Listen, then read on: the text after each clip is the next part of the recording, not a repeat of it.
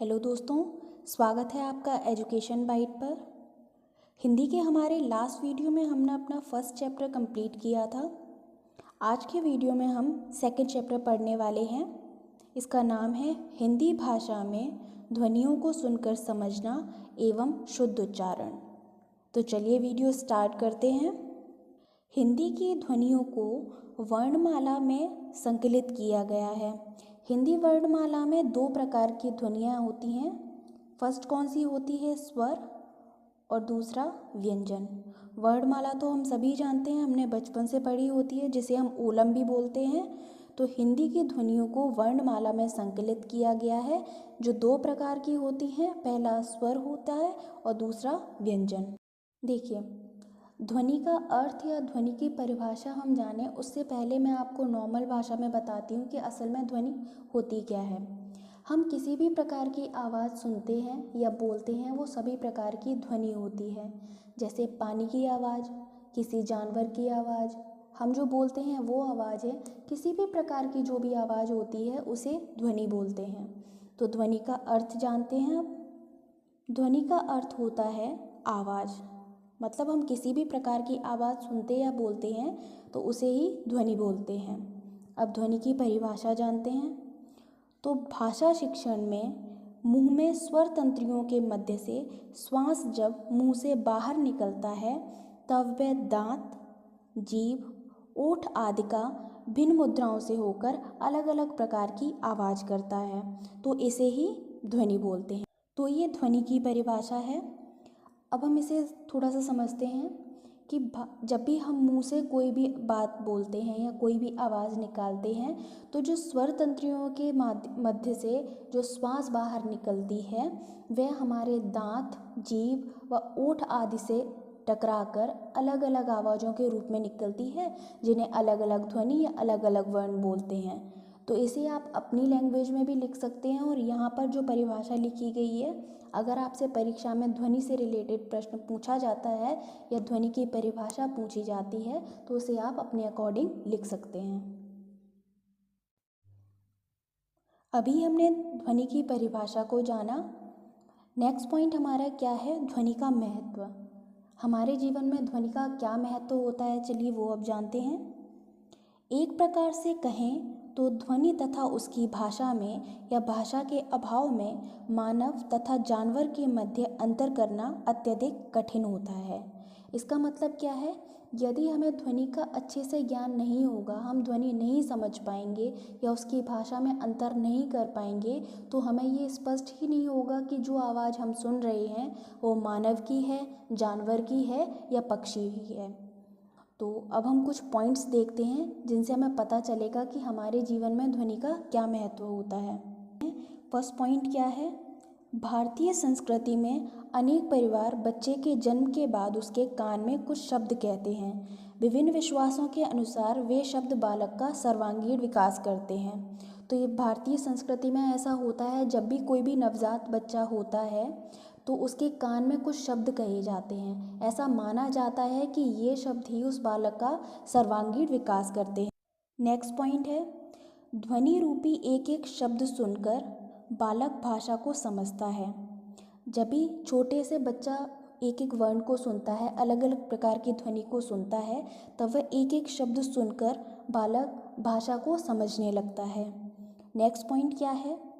ध्वनि व मस्तिष्क एक दूसरे के पूरक होते हैं। इससे दोनों का विकास ही साथ साथ होता है। इसका मतलब क्या है? ध्वनि, अगर हम कोई भी आवाज़ सुनते हैं तो वह हमारे मस्तिष्क को इंडिकेट करता है, मतलब हमारे मस्तिष्क में ये पता चल जाता है कि जो आवाज़ हम सुन रहे हैं वो मानव की है, जानवर की है या पक्षी की है। तो ध्वनि व मस्तिष्क एक दूसरे के पूरक होते हैं और इनका विकास भी साथ साथ होता है। नेक्स्ट पॉइंट क्या है? व्यवस्थित तथा क्रमबद्ध ध्वनि से प्रदान की गई शिक्षा शीघ्र ग्रहणीय होती है। मतलब अगर ध्वनि व्यवस्थित तरीके से बोली जाएगी, क्रमबद्ध होगी, सही से समझ में आएगी, तो उससे प्राप्त जो शिक्षा होगी वो जल्दी बच्चा ग्रहण कर सकता है। नेक्स्ट पॉइंट है, ध्वनि किसी भी भाषा का मूल होती है। मूल मतलब किसी भी भाषा की जड़ होती है। ध्वनि के अभाव में एक भाषा की कल्पना भी असंभव है। मतलब यदि हमें ध्वनि का ज्ञान नहीं होगा, ध्वनि पता नहीं चलेगी, तो उसके आगे हम किसी भी भाषा को नहीं समझ सकते हैं। तो भाषा की मूल इकाई क्या होती है? ध्वनि। ध्वनि के अभाव में हम किसी भी भाषा को नहीं समझ सकते हैं। तो ध्वनि के अभाव में किसी भी भाषा की कल्पना करना एक प्रकार से असंभव है।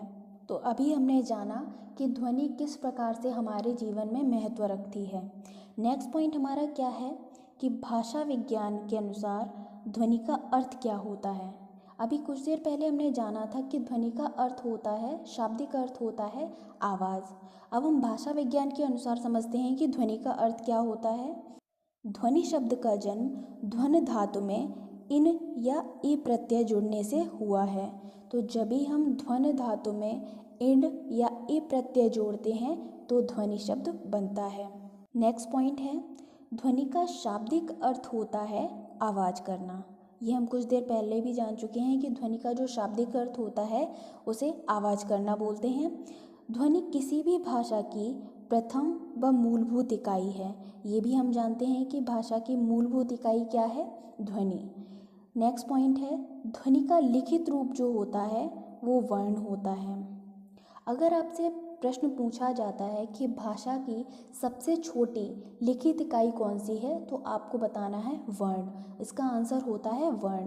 भाषा की सबसे छोटी लिखित इकाई वर्ण होती है, जबकि भाषा की सबसे छोटी मौखिक इकाई ध्वनि होती है। अभी तक हमने ध्वनि की परिभाषा को जाना, ध्वनि के महत्व को जाना और ध्वनि का अर्थ समझा। अब हम ध्वनि के मूल तत्वों को समझते हैं। तो सार्थक ध्वनियों के लिए ध्वनि के मूल तत्वों का निर्वाह होना अति आवश्यक है। तो ये मूल तत्व कौन कौन से होते हैं, अब इन्हें समझते हैं। फर्स्ट है स्पष्टता। कोई भी ध्वनि बोलते हुए हमें स्पष्टता का खास ध्यान रखना चाहिए, बोलने में स्पष्टता हो। सेकंड है सुश्रव्यता। वाणी ना बहुत तेज ना बहुत ही धीमी हो। जब भी हम कोई बात बोलें या कोई वाक्य बोलें तो उसमें सुश्रव्यता होनी चाहिए, जिसका मतलब होता है हमारी वाणी ना बहुत ही धीमी होनी चाहिए और ना बहुत ही तेज होनी चाहिए। थर्ड पॉइंट है तरंगता। ध्वनि में आरोह व अवरोह होना चाहिए। आरोह अवरोह से मतलब क्या है? रुकाव होना चाहिए। ऐसा नहीं होना चाहिए कि आप एक ही फ्लो में बोले जा रहे हैं, कहीं भी कोई भी रुकावट या विराम चिन्ह या कॉमा कहीं स्टॉप नहीं कर रहे हैं। तो ध्वनि में आरोह व अवरोह भी होना चाहिए। फोर्थ है सार्थकता। वाणी सार्थक हो। इसका मतलब क्या है? शब्दों का अनावश्यक दोहराव ना हो। किसी भी बात को हमें इतना नहीं दोहराना है कि सामने वाले को सुनने में असहजता हो। तो वाणी सार्थक होनी चाहिए, सार्थकता होनी चाहिए बोलने में, मतलब शब्दों का दोहराव एक बार से ज़्यादा नहीं होना चाहिए। फिफ्थ क्या है? शुद्धता।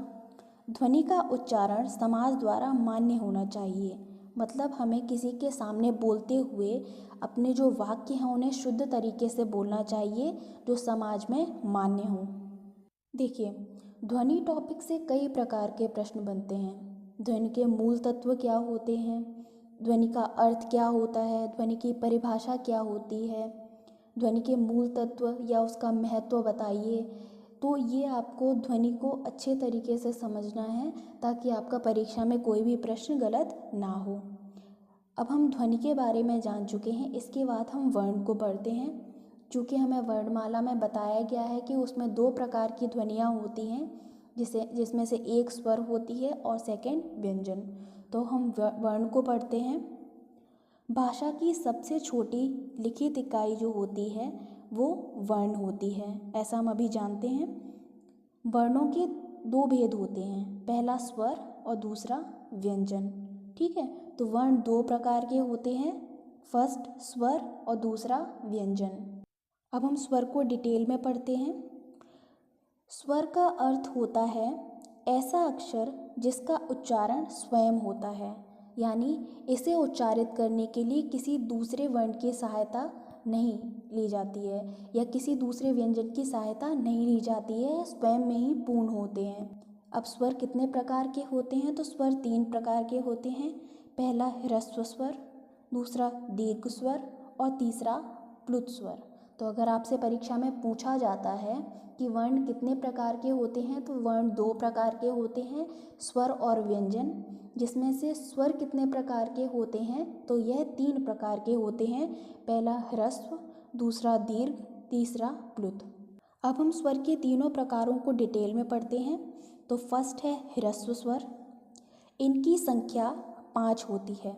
परीक्षा में कई बार इस तरह के प्रश्न पूछे जाते हैं कि स्वर कितने होते हैं या स्वर के प्रकार कितने होते हैं, या जो भी स्वर के भेद हैं उन्हें डिटेल में बताया जाता है, उनकी संख्या भी पूछ ली जाती है। तो इनकी संख्या 5 होती है। अब ये कौन कौन से होते हैं? छोटा आ, छोटी ई, छोटा ऊ, री ऋषि और र। ये 5 जो होते हैं ह्रस्व स्वर होते हैं।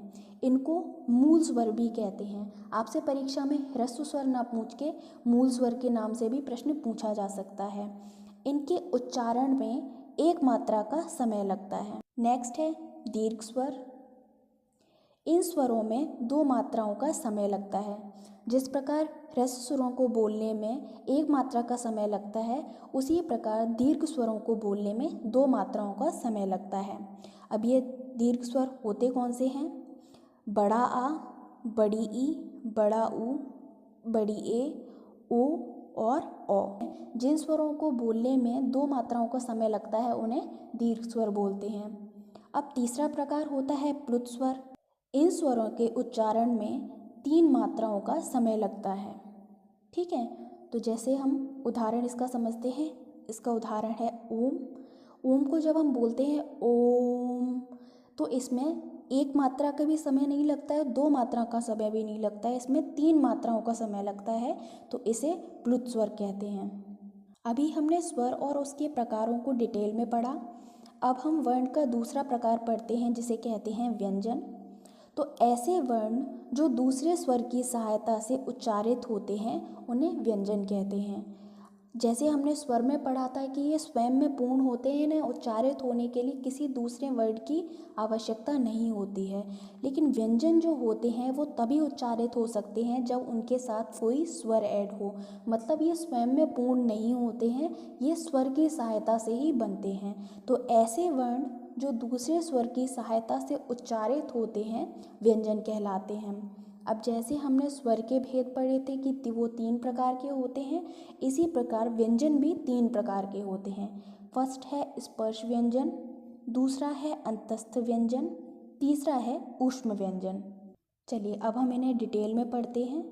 फर्स्ट है स्पर्श व्यंजन। ऐसे व्यंजन जिनके उच्चारण में जीभ मुख के किसी भाग को स्पर्श करे, यानी जिह्वा जब हमारी मुख के किसी भाग को स्पर्श करती है तब कौन से व्यंजन बोले जाते हैं? स्पर्श व्यंजन। इनकी संख्या कितनी होती है? 25। तो अगर आपसे परीक्षा में पूछा जाता है कि स्पर्श व्यंजन की संख्या कितनी होती है, तो ये 25 होते हैं। हमने ये तो जान लिया कि स्पर्श व्यंजन 25 होते हैं। तो ये 25 जो स्पर्श व्यंजन हैं वो होते कौन कौन से हैं? तो इन्हें जानते हैं। क, ख, ग, घ, इंज्ञा यानी का वर्ग। सेकंड है चा वर्ग, तो च, छ, ज, झ, वा। फिर है टा वर्ग, ट, ठ, ड, ढ, ड़। इसके बाद है ता वर्ग, त, थ, द, ध, न। उसके बाद है पा वर्ग, प, फ, ब, भ, म। नेक्स्ट है अंतस्थ व्यंजन। ऐसे व्यंजन जिनके उच्चारण में वायु को रोककर कम शक्ति बाहर निकालते हैं तो उन्हें अंतस्थ व्यंजन कहते हैं। जैसे स्पर्श व्यंजनों की संख्या 25 थी, उसी प्रकार से अंतस्थ व्यंजनों की संख्या 4 होती है। अब ये 4 अंतस्थ व्यंजन कौन कौन से होते हैं? तो ये होते हैं या, रा, ला और वा। नेक्स्ट है ऊष्म व्यंजन। इनके उच्चारण में वायु धीरे धीरे रगड़ या ऊष्मा उत्पन्न करके बाहर निकलती है। इनकी संख्या भी 4 होती है। तो ये 4 ऊष्म व्यंजन कौन कौन से हैं? श, स, ह। ये 4 ऊष्म व्यंजन होते हैं। हमने अभी तक ध्वनि के बारे में जाना, ध्वनि के मूल तत्वों के बारे में जाना, उसके महत्व के बारे में जाना। उसके बाद हमने स्वर व व्यंजन को डिटेल में पढ़ा। अब हम उच्चारण प्रक्रिया के आधार पर वर्ण और व्यंजनों को पढ़ेंगे। तो चलिए सबसे पहले उच्चारण की प्रक्रिया के आधार पर वर्णों को पढ़ते हैं। तो ये दो प्रकार के होते हैं, पहला अल्प प्राण, दूसरा महाप्राण। अल्प प्राण को डिटेल में पढ़ते हैं। तो इनके उच्चारण में श्वास वायु कम बाहर निकलती है। तो अगर श्वास बोलते हुए श्वास वायु का कम निकलती है बाहर, तब उसे अल्प प्राण कहते हैं।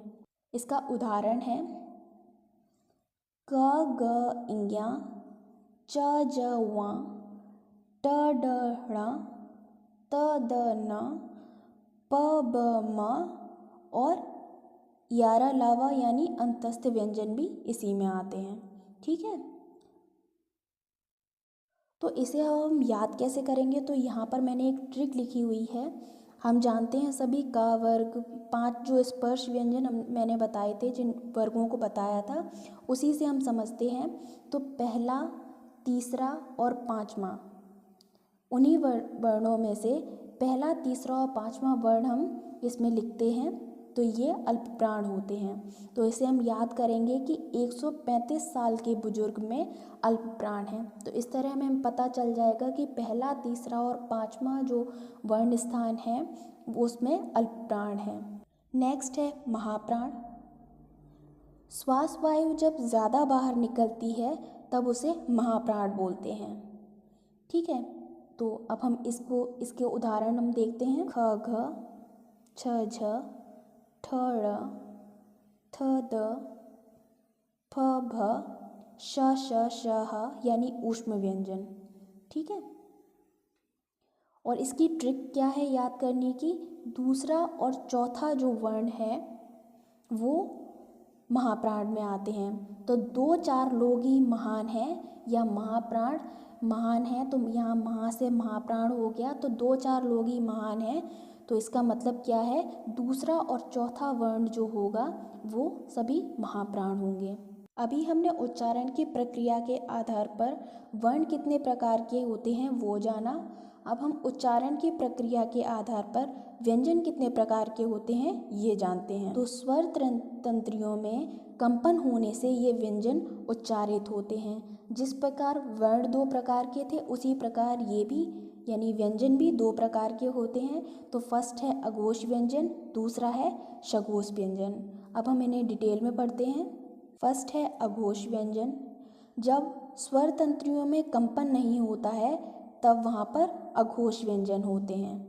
जब बोलते हुए स्वर तंत्रियों में कंपन नहीं होता है तो उन्हें अघोष व्यंजन कहते हैं। को कट करना है, ये गलत लिखा हुआ है। तो पहला और दूसरा वर्ग जो होता है, ठीक है, उन्हें अघोष व्यंजन कहते हैं। जैसे क ख, च छ, ट ठ, त थ, प फ। जैसे अल्प प्राण में 135 साल के बुजुर्ग में अल्प प्राण होते हैं, ये ट्रिक मैंने आपको बताई थी। तो वहाँ पर पहला, तीसरा और पाँचवा वर्ण था। इसी प्रकार यहाँ पर जो ट्रिक है याद करने की अघोष व्यंजन को, तो क्या है? पहला और दूसरा वर्ग जो होता है वो अघोष व्यंजन का होता है।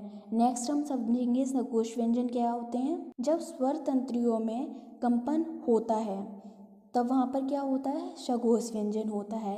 तो उसको याद करने की ट्रिक क्या है?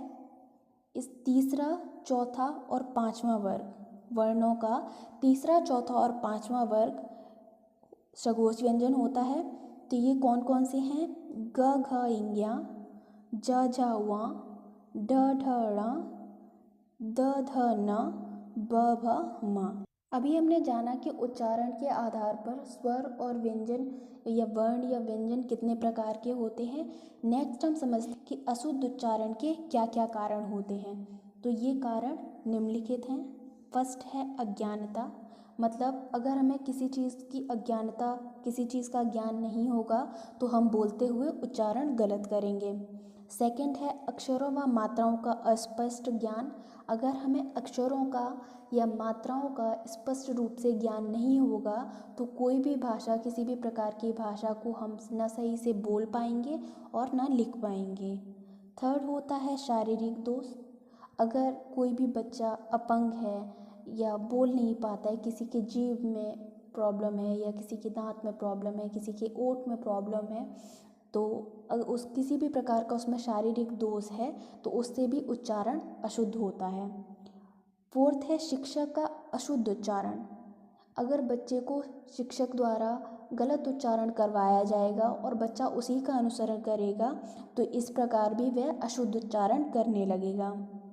फिफ्थ है क्षेत्रीय बोलियों का प्रभाव।